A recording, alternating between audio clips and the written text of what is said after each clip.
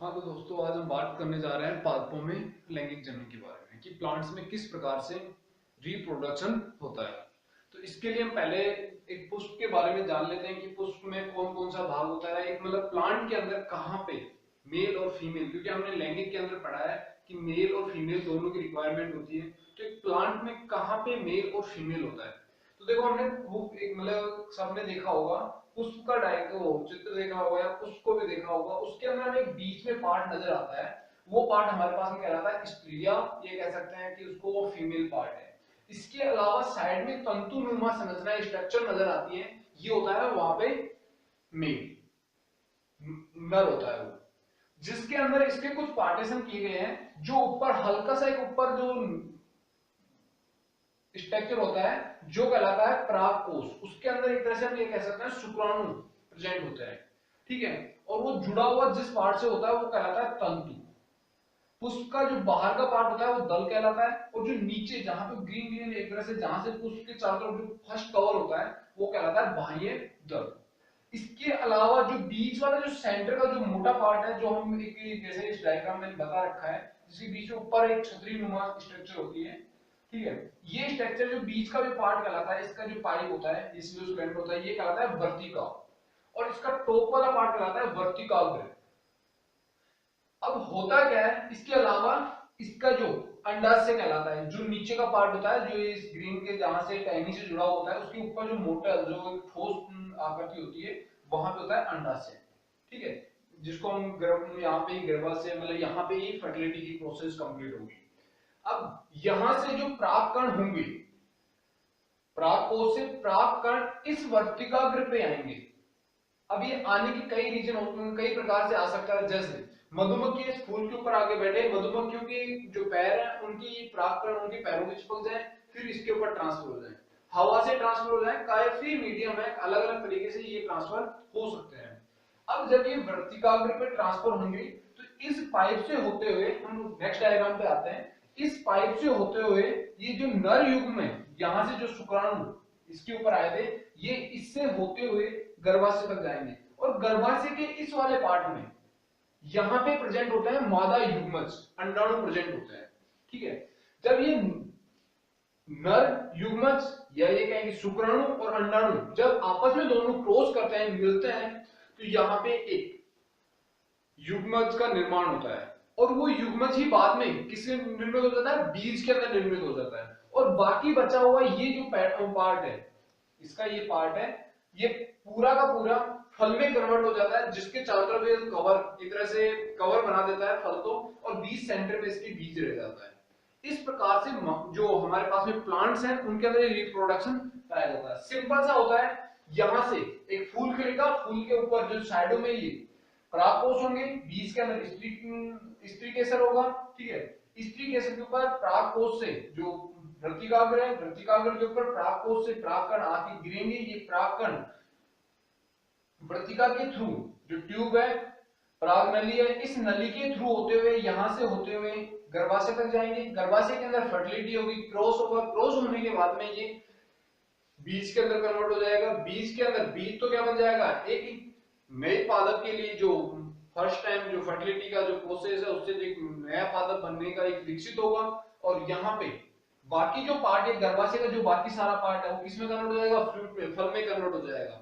इस प्रकार से किसमें लैंगिक जनन होता है, किसके अंदर, पादपों के अंदर लैंगिक जनन होता है। नेक्स्ट है हमारे मानव के अंदर किस प्रकार से लैंगिक जनन होता है। तो मानव में लैंगिक जनन की अगर मैं बात करूं सिंपली, तो मानव के अंदर लैंगिक जनन के लिए दो अलग अलग पार्ट्स होते हैं, दोनों अलग अलग बॉडी होती है। एक होता है मेल, एक होता है फीमेल। हाँ, तो हम आगे बात करते हैं मानव के अंदर लैंगिक जनन के लिए। तो मानव में लैंगिक जनन के लिए नर और मादा दोनों का होना आवश्यक है। तो पहले हम नर के लिए बात कर लेते हैं, नर से क्या चीज और किस प्रकार से निकलता है, कहां से निकलता है। तो देखो, मानव के अंदर सबसे पहले हम बात करते हैं कि जो बॉडी स्ट्रक्चर होती है किस प्रकार से बनी हुई होती है। बाहर की ओर, ठीक है, वह कोष के अंदर वक्षण स्थित होते हैं, जहां से शुक्र वाहिनियां जुड़ी हुई होती है, जो कहां तक, शुक्राशय से और प्रोजेस्टेरोन ग्रंथि से जुड़ी हुई होती है। यहाँ पे शुक्राणु स्टोर रहते हैं, क्योंकि शुक्राणु को टेम्परेचर कम चाहिए होता है हमारी बॉडी के टेम्परेचर के कंपेयर में। इसलिए इसे बाहर व्यवस्थित किया गया है, ठीक है। अब यहां से शुक्राशय और प्रोजेस्ट ग्रंथि से जो शुक्र एक तरल पदार्थ निकलता है, जिससे शुक्राणु प्रभावित होकर मतलब बहकर इस नली से होते हुए मूत्र मार्ग से बाहर निकल जाते हैं।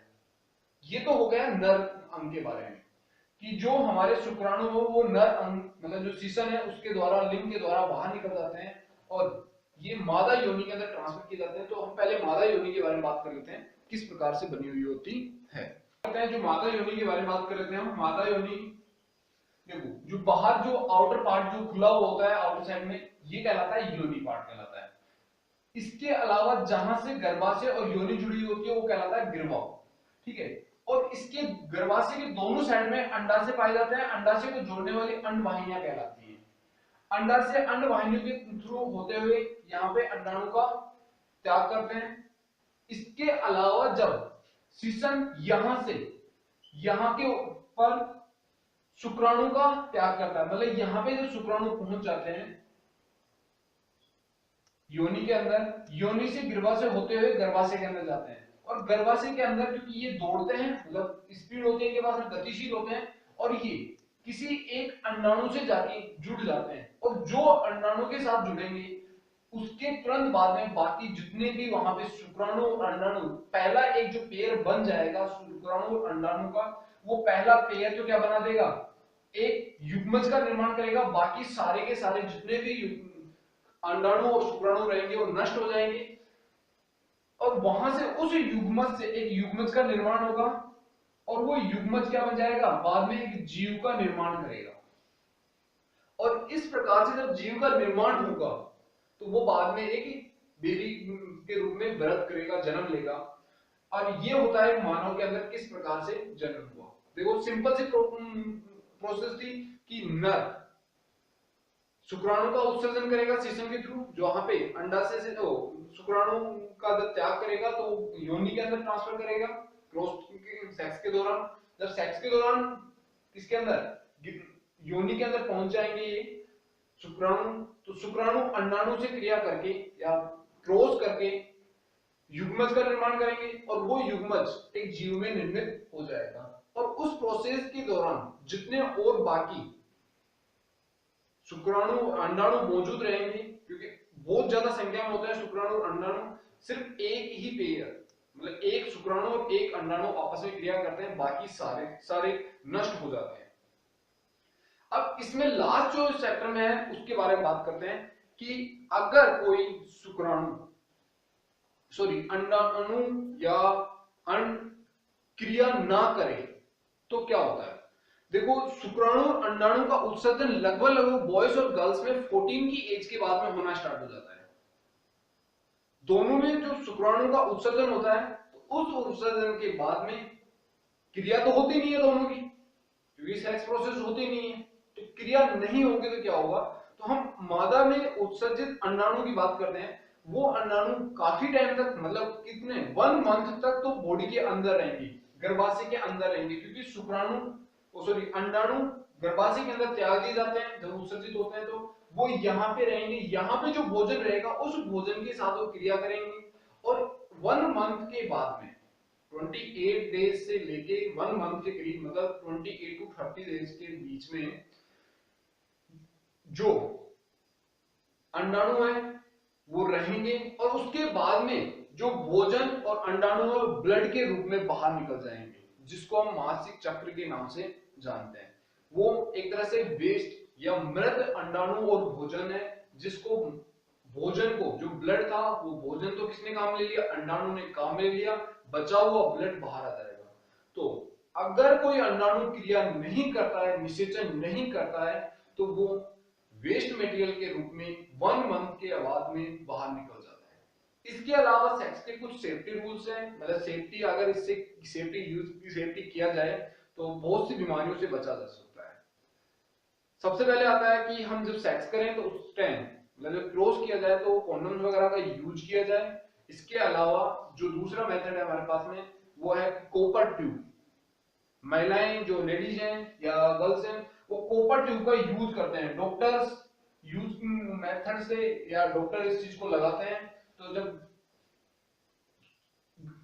हमारे शुक्राणु और अंडाणु दोनों आपस में ना मिले, इसके लिए शुक्राणु को और अंडाणु के बीच में एक लेयर बना दी जाती है, कॉपर लेयर। कॉपर की जो ट्यूब होती है उससे लेयर बना दी जाती है, जिससे क्या होगा, अंडाणु और शुक्राणु मिलते नहीं है, और अंडाणु और शुक्राणु जब मिलेंगे नहीं तो क्रिया होगी नहीं, दोनों की क्रिया नहीं होगी, तो उससे अनचाहे गर्भ से बचा जा सकता है।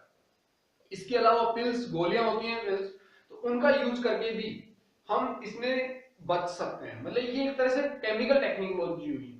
इसके अंदर हम क्या करते हैं, केमिकल यूज करके शुक्राणु को पहले, शुक्राणु या अंडाणु दोनों को सेक्स से पहले भी डीएक्टिवेट किया जा सकता है, और सेक्स के बाद में भी, कुछ टाइम के बाद में भी इसको डीएक्टिवेट किया जा सकता है। इसमें होगा क्या, जैसे कोई जो जीव है, या ये हम बात करें कोई मेल और फीमेल चेक कर लिया, सेक्स से पहले अगर उन्होंने पिल्स लिए हैं, गोलियां ली हैं, तो वो डीएक्टिवेटेड है, उनको सेक्स से कोई इफेक्ट नहीं होगा, वो दोनों अंडाणु शुक्राणु आपस में क्रिया नहीं करेंगे। या बाद में सेक्स के बाद अगर क्लोज कर भी लिया है, तो कुछ टाइम के बाद में भी उनको डीएक्टिवेट किया जा सकता है। तो ये होता है हमारा चैप्टर कंप्लीट। इस चैप्टर के अंदर हमने ये बात की।